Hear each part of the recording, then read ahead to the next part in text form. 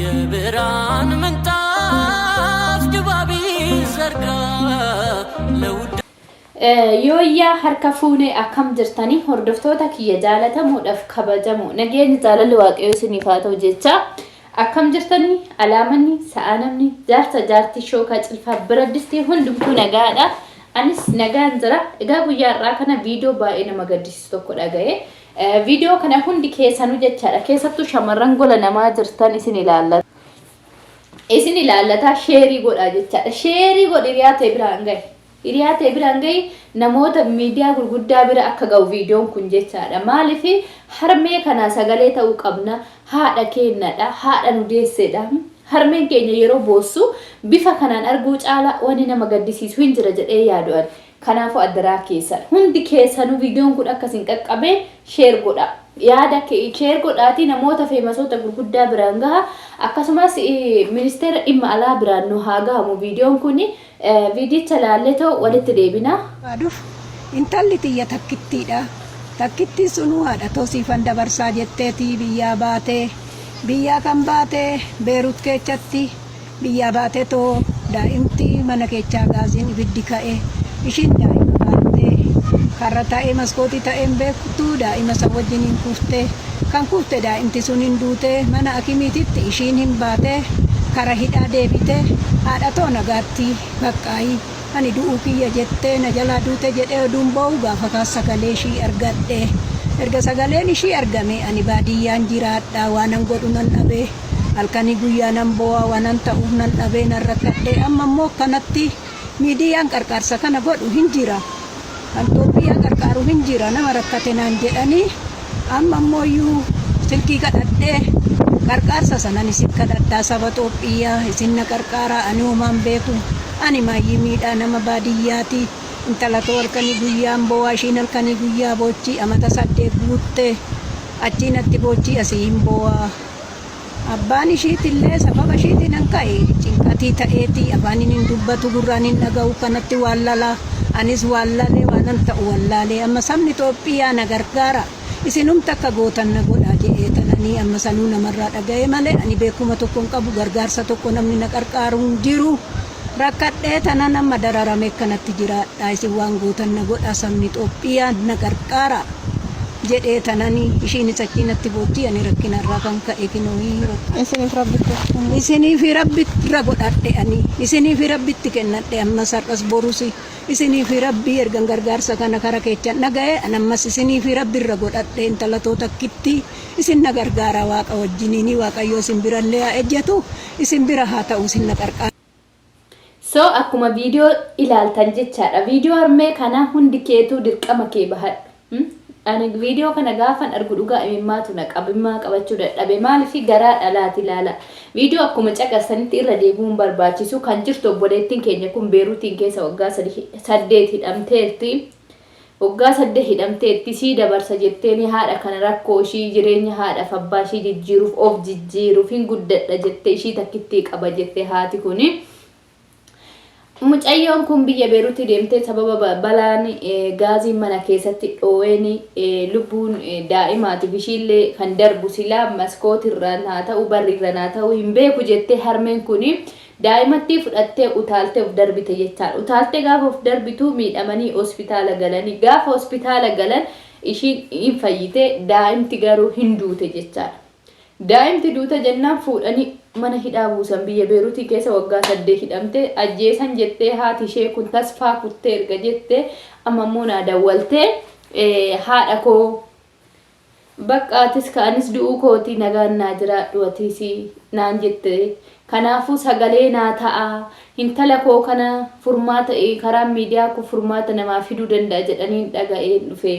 Ani nama maayyimii baadiyyaati gaafa jettu garaana nyaatte haadha kana harmee koo natti fakkaatte dhugaa maaliif maatiin keenya maatii baadiyyaati muuxannoo gahaan qabu garuu abbaa viidiyoo kana waraabee nan taazabe beektanii waraabdanii cal'istanii miidiyaa irratti poosti godhoo son taanetti harmee kana furmaata godhuu qabdan ture jechaadha furmaanni ani jedhu tokko jira furmaanni sun maalidha yoo jettanii tokkoffaa irratti ministeera dhimma alaa geessitanii harmee kana hin beektu waan ta'eef yoo ofiifillee beekumsa waa'ee kanaa hin qabaanne odeeffannoo gaa warra miidiyaa gurguddaa warra namoota biyyoota alaa deddeebi'anii warroota jidduu kana deddeeman kana wal dubbistanii kara qaama dhimma ministeera dhimma alaa eessatti waajjirri dhimma ministeera dhimma alaa eessa jettanii deemtanii achitti iyyannoo harmee kun akka galfattu waraqaa gandarraa chaappan dhahamee mucayyoo isaanii rakkoo akka kanaatiif akka hidhamte furmaanni akka godhamuu fi danda'u akka imbaasiin ministeera dhimma alaa akka imbaasii Beeruutiin jirutti iyyannoo akka nu gashuu fi sila harmee kana garas geessuu qabdan ture malee viidiyoo bichaa waraabdanii poostii gootan hiika tokkos hin qabu furmaatas hin qabu jechaadha. Amma garuu dirqamni kun akka Itoophiyaa guutuutti an kanarratti yaada tokko isinii qaba. Kana gaafa isiniin jedhu viidiyoo waan hin taaneefuyyuu oduu faayidaan qabneefu asirraa iyyaa oolla miti. Harmee kana ammoo dirqama iyyinee iyyisiisuu qabna jedha yaada kooti jechaadha. Hundi keessanuu viidiyoo kiyya kana sheer godhaatii gadi yoo barbaadan daawuloodii godhaa poostii godhaa karaa feesbuukaa karaa tiktookii karaa barbaadan poostii godhaa viidiyoo kana. Maaliifin jedhe beektu? YouTube qofarratti si copyright isinitti fida malee gara biraatiin rakkoo hin qabu poostii godhadhaa. Gadi buusati jechaadha. Harmee kanaaf sagalee ta'uu qabna. Hundi guutuun Itoophiyaa jechaadha. Gaafan kana isiniin jedhu gaddi harmee kana gadda harmee keenyatti jedha itti dhimmama. Maaliif waan faayidaa hin qabneef iyyaa oolla miidiyaa kanarratti wal arrabaafuyyuu jechaadha. Kanaaf waan gaarii irratti wal hirmaanne hoo sheer godhaatii sabaaf sablammoota Itoophiyaa guutuun akka iyyee iyyisiisu mucayyoo kana. Haadha kana furmaata fiduu dadhabna. Gadda harmee kana gadda keessa ishee baasuu qabna. Harmee kana gammachiisuu qabna isiniin jedha. Maaliif hundi kennayyuu har'as jirra boru waan nu mudatu hin beeknu. Iftaan har'as jirra boru iftaan waan nu mudatu hin beeku. Boru osoo rakkoon tokko nurra gahe yoo nuti har'a iyyinee waliif hin iyyisiisin yoo nuti har'a furmaata harmee kanaaf hin fidin boru harmee keenya gahu oo gahe furmaata dhabuu ishiitiif furmaanni maal jennee yaadne beekna.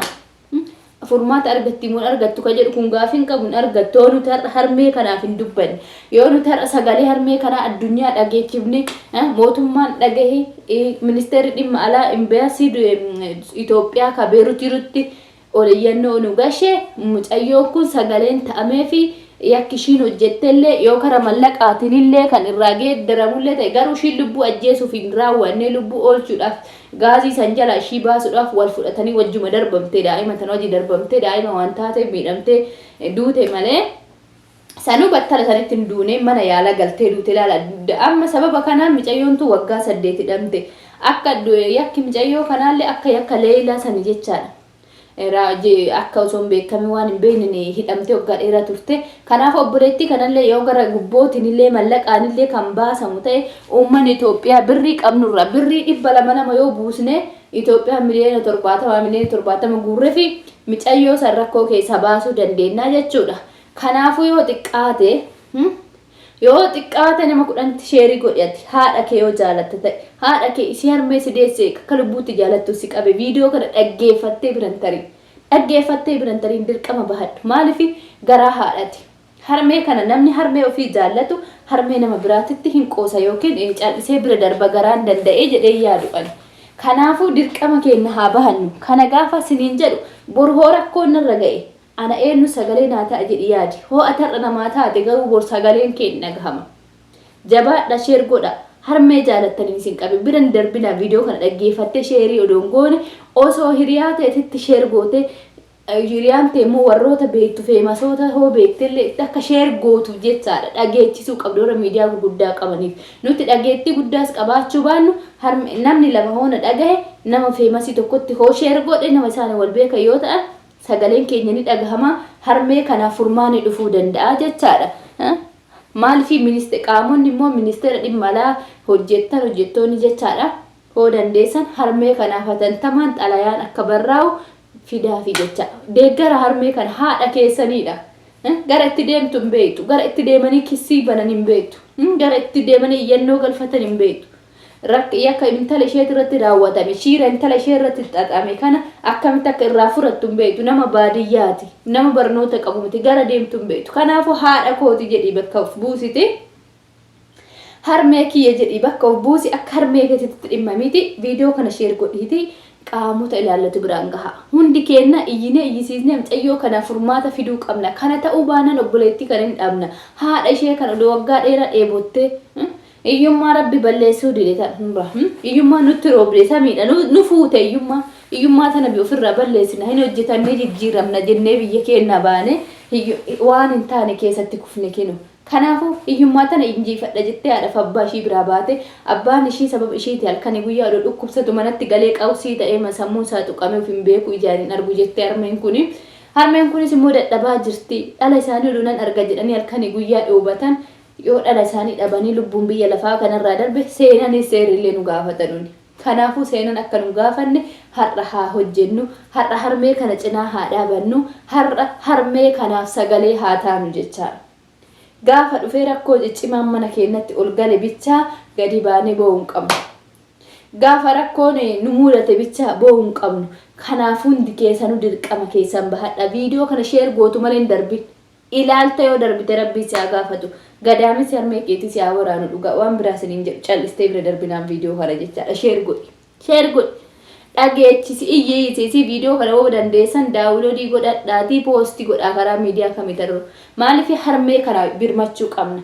Feemasoota gurguddaa bira ga'u qaba, Habiibaa fa'aa bira ga'u qaba, Mubaarakii fa'aa bira ga'u qaba. Feemasoota Itoophiyaa gurguddoo fakkeenya Tasfishiin fa'aa bira ga'u qaba. Maaliif Tasfish fa'aa ministeera dhimma alaa keessatti hojjeta waan ta'eef kanaafuu hundi keessanuyyuu sheer gootu malee hin darbin.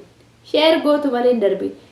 Harmee kun garaa hosi nyaatti ta'e haadha kee yoo sitti fakkaatti ta'e viidiyoo kana sheer godhi. Sheer godhi namoota qaqqabsiisi jechuun barbaada.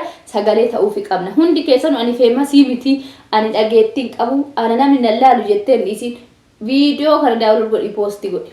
Maaliif siin jedhe beeki? Harmee kanaaf sagalee ta'uu qabna.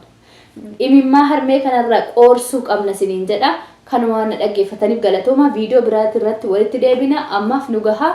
Yaada keessan qeeqa keessan balbala inboxii keenya yeroo kamiyyuu banaadha. Yaada nu barreessaa. Viidiyoo kana sheeriin godhin hin darbini. Gadaames harmee keessaa waraanuu callistee harmee boosuu kana bira dabarte jechaadha. Galatooma.